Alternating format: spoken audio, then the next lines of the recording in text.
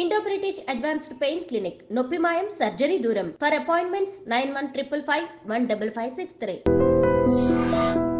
నగేష్ బాబు గారు sir B Venkata Nagesh Babu 2009 police officer. Yes sir.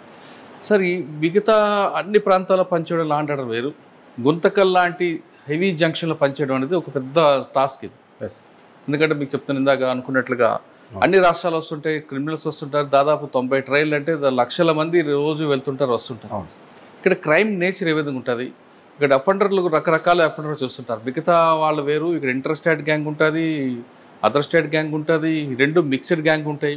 అన్నిటికన్నా important వీళ్ళు ఒక ట్రైన్ పాస్ అవుతున్నప్పుడు ఆ ట్రైన్ ఆపడానికి ఒక ట్రాక్కి మధ్యలో గ్యాప్లో కాయిన్ పెడతారని తెలుస్తుంది. ఆ కాయిన్ పెట్టితే ట్రైన్ ఎందుకు ఆగుతుంది, అటువంటి వాళ్ళని పట్టుకోవడానికి మీరేం చేస్తారు? పక్క రాష్ట్రాలకు వెళ్తున్నప్పుడు అక్కడ ఎదురైన టాస్క్కి ఛాలెంజ్ ఏంటి? ఈ ప్రశ్నలకు సమాధానం చెప్పే ముందు బి వెంకట నగేష్ బాబు గారు బై ఛాన్సా బై చాయిస్ యూనిఫామ్ వేసుకోవడానికి? బై చాయిసే సార్. ఆ చాయిస్తో పాటు మీ కుటుంబ నేపథ్యం అసలు చెప్పండి. Yes sir. మా కుటుంబ నేపథ్యము మా ఫాదర్ అండ్ మదర్ ఇద్దరు కూడా కర్నూలులో నివాసులే. వాళ్ళకి 4 పిల్లలు, అందులో మా సిస్టర్ ఎల్డర్ మాకు అందరికంటే. తర్వాత 3 బ్రదర్స్ ఉన్నాం మేము. మా 3 బ్రదర్స్లో మా ఎల్డర్ బ్రదర్ వచ్చేసి ఇప్పుడు పోలీస్ డిపార్ట్మెంట్లో కానిస్టేబుల్గా పనిచేస్తున్నాడు. అవునా? ఎస్. ఎక్కడ? తెలంగాణలో పనిచేస్తాడు. ఏం పేరు? వెంకట నాగరాజు. వెంకట్ నాగరాజు కానిస్టేబుల్గా పనిచేస్తున్నాడు. తెలంగాణ ఎక్కడ? తెలంగాణ సిపిఎల్స్లో పనిచేస్తాడు, సిటీ పోలీస్ లైన్లో పనిచేస్తున్నాడు. పోలీస్ ఫ్యామిలీ మీరు? మా అన్న ఫస్ట్ పోలీస్ డిపార్ట్మెంట్లో రావడం జరిగింది. నెక్స్ట్ నేను అప్పుడు బీఎస్సీ బీఈడీ కంప్లీట్ చేశాను. చేసిన తర్వాత నెక్స్ట్ వెంటనే ఎస్ఐ జాబ్స్ ఇవన్నీ పడడం వల్ల మా అన్న ప్రోత్సాహంతో ఈ డిపార్ట్మెంట్లోకి.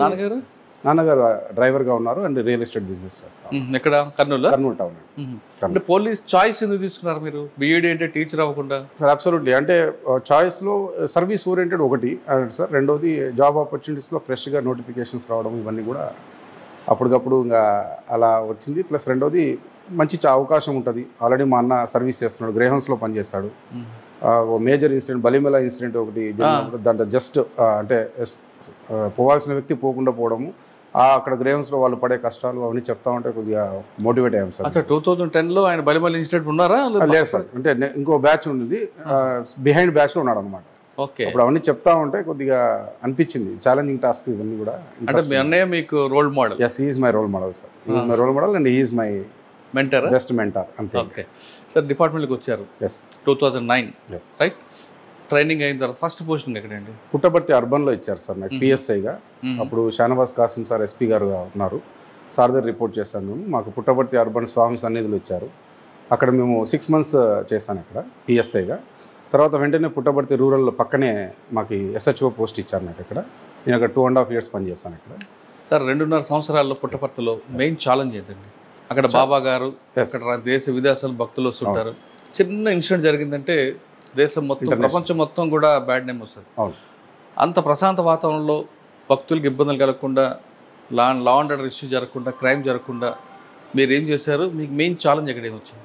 సో ఛాలెంజింగ్ కేసు పుట్టపర్తిలో మెయిన్ ఛాలెంజింగ్ వచ్చేసి పీస్ మెయింటైన్ చేయడము and security of the international tour ఎవరైతే పిల్గ్రిమ్స్ ఉన్నారో వాళ్ళకి సెక్యూరిటీ ఇవ్వడము. అక్కడ మేము పనిచేసిన పీరియడ్లో పెద్దగా ఏం రాలేదు సార్. అంత లా అండ్ ఆర్డర్ ప్రాబ్లం ఏది లేదా సేఫ్టీ ఇష్యూస్ ఏం రాలేదు. పుట్టపర్తి రూరల్లో పనిచేసేటప్పుడు మాత్రం రూరల్ లిమిట్స్ ఐడియాలజీ అంతా డిఫరెంట్గా ఉంది వెన్ కంపేర్ టు అర్బన్. అక్కడంతా గతంలో మావోయిజం అవంతా ఉన్న ఏరియాలు అవన్నీ కూడా. అలాంటి సిచ్యువేషన్స్ కూడా బాగా టఫ్గా చేయాల్సి వచ్చింది. అయితే ఉన్నాయి సార్ అక్కడ కూడా కొన్ని క్లాసిక్ కేసెస్ ఉన్నాయి మేము డిటెక్ట్ చేసింది. మేము ఇన్స్పెక్టర్ సార్కి మేము బాగా సపోర్ట్గా ఉండేవాళ్ళం. వాళ్ళ మర్డర్ కేసు ఇన్వెస్టిగేషన్లో కొద్దిగా ఇన్వెస్టిగేషన్ అంటే కొద్దిగా ఇంట్రెస్ట్ ఉండింది. ఆ రకంగా ఎక్కువగా రియల్ ఎస్టేట్ వివాదాలు ఎక్కువ కదండి? అవును సార్, అక్కడంతా ఉంటుంది సార్ రియల్ ఎస్టేట్ వివాదాలు. కాంట్రాక్టర్స్ అక్కడ స్వామి వాళ్ళంతా ఉంటారు సార్ అక్కడ ఉన్నారు. మీరు వెళ్ళేసారు, స్వామి ఉన్నారు కదా? లేదు సార్, అప్పటికే డిమైజ్ అవుతారు. అప్పటికే అయిపోయారు. కానీ ఆ స్వామి కోసం చాలా మంది వస్తుంటారు కదా డివోటీస్ అండి? అవును, వస్తున్నారు. మీకు నవంబర్ 22, 23లో ఆ బందోబస్తు ఎలాగుంటుందండి? హెవీ బందోబస్తు సార్ అది. ఎందుకంటే రకరకాలుగా ఎక్కడెక్కడి నుంచో వస్తుంటారు అండ్ మోర్ విఐపీస్ ఎక్కువ మూమెంట్ ఉంటుంది ఆ టైంలో. ఈవెన్ ప్రెసిడెంట్ ఆఫ్ ఇండియా కూడా వచ్చారు ఆ టైంలో. సో కొద్దిగా హెవీ బందోబస్తు, చాలా హెవీ బందోబస్తు ఉంది సార్ అక్కడ. మీరు టాస్క్ ఎలాగుంటుందండి సార్? అదే సార్, టాస్క్ అంతా అక్కడ ప్రొటెక్షనే sir. Only security and law and order problem కాకుండా చూసుకోవాలి అంతే. నా 6 months టెన్యూర్లో అర్బన్ పిఎస్ఐగా నాకు ఎటువంటి టాస్క్ రూరల్లో వచ్చాయి సార్. రూరల్లో టాస్క్ వచ్చేసి ఒక మర్డర్ కేసు ఇన్వెస్టిగేషన్ కొద్దిగా బాగా అనిపించింది నాకు. ఏంటండి అది? సార్, ఒక హస్బెండ్ని ఒక సొంత వైఫే కాంట్రాక్ట్ మర్డర్ చేయించింది. ఎందుకో? సమ్ అఫైర్, ఇల్లీగల్ అఫైర్ ఉంది. అంటే ఆ కేసుని మేము ఎందుకు స్పెషల్గా తీసుకున్నాం అంటే జస్ట్ స్పాన్ ఆఫ్ 6 అవర్స్లో ముద్దాయిని పట్టుకున్నాం. అంటే అర్ధరాత్రి అంటే 10:30 ఆ టైంలో మాకు ఫోన్ వచ్చింది. మేము సీన్కి రీచ్ చేసరికి 11:30 అయింది. ఆ 11:30 నుంచి మార్నింగ్ 6 లోపు ఆ కేసుని మేము ఛేదించేస్తాము. అంటే మీకు లీడ్ ఎక్కడ వచ్చింది? లీడ్ ఎక్కడ వచ్చిందంటే ఎక్కడైతే ఆ వైఫ్ డెడ్ బాడీ దగ్గర ఏడ్చే క్రమం కొద్దిగా డిఫరెంట్గా అనిపించింది. అండ్ మోర్ ఓవర్ ఇన్పుట్స్ అప్పుడే విలేజ్లో డిఫరెంట్గా వస్తూ ఉంటాయి. ఎవరు చేయించుండొచ్చు అనేది ఫస్ట్ పేరు ఆమెదే ఎక్కువ రివీల్ అయిందనమాట. ఈమె ఇక్కడ ఉంది, మరి డెడ్ బాడీ దగ్గర ఏడ్చే విధానం కొద్దిగా డిఫరెంట్గా అనిపిస్తూ ఉంది అనేది కొద్దిగా మేము ఆమెను అక్కడే సీన్లో ఉండి స్ట్రెస్ చేసాము. అండ్ మోర్ ఓవర్ డాగ్స్ వస్తాయి, మీ పని అయిపోతుందని కొంచెం చెప్పడం వల్ల ఆమె ఫంక్ అయిపోయి చెప్పేసింది విషయము. కానీ కాంట్రాక్ట్ మర్డర్ ఎక్కడ చేయించింది, ధర్మవరం రూరల్లో గొట్లూరు అనే విలేజ్ ఉంటుంది. ఆ విలేజ్లో ఉన్న వ్యక్తులకి కాంట్రాక్ట్ ఇచ్చినారు. ఎందుకండి? మోటివేట్ ఏంటి? మోటివ్ ఏం లేదు సార్, అతను రైతు, మొరటుగా ఉంటాడు మనిషి. ఆయన ఏజ్కి ఈమె ఏజ్కి దాదాపు 20 years డిఫరెన్స్ ఉంది.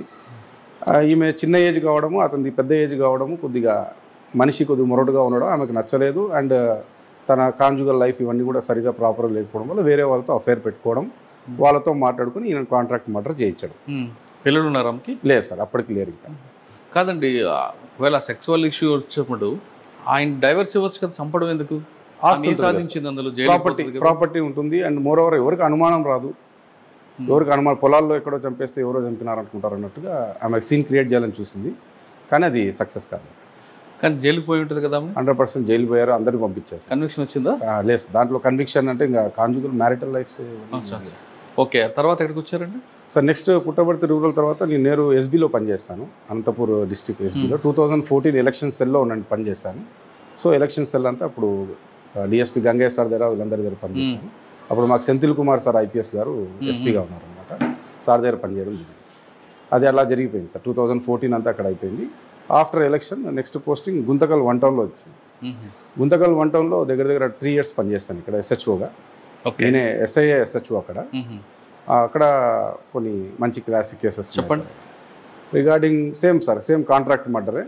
సొంత బిడ్డ తల్లిని చంపించడం, అది ఉమెన్ మిస్సింగ్గా మళ్ళీ ఆమెనే వచ్చి కంప్లైంట్ ఇచ్చింది. స్టేషన్కి కంప్లైంట్ ఇవ్వడం, బిడ్డనే వచ్చి కంప్లైంట్ ఇస్తుంది మా అమ్మ కనిపించట్లేదని.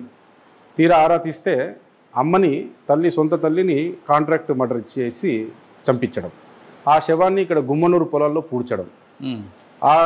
దానికి సంబంధించిన లీడ్ మేము ఇన్వెస్టిగేషన్లో చేసుకుంటూ పోతే అది మర్డర్ కేసుగా డిటెక్ట్ కావడం, ఆ బాడీని బయటికి ఎగ్జిబిషన్ చేయించడం, ఆ తర్వాత ఆ ముద్దాయిలందరూ పట్టుకున్నాక వీళ్ళందరికీ కన్విక్షన్ పడింది సార్. 14 సంవత్సరాలు జైలు శిక్ష పడింది, ఇంక్లూడింగ్ కూతురు. ఇది కొద్దిగా మాకు సాటిస్ఫై అయిన కేసు ఇది. ఎందుకంటే ఆమె తల్లిని చంపాలని property sir, main property. 2 daughters ఉన్నారు. 2 daughtersలో ఈ ఎల్డర్ డాటర్ ఎవరినో ఇష్టపడి పెళ్లి చేసుకుంది.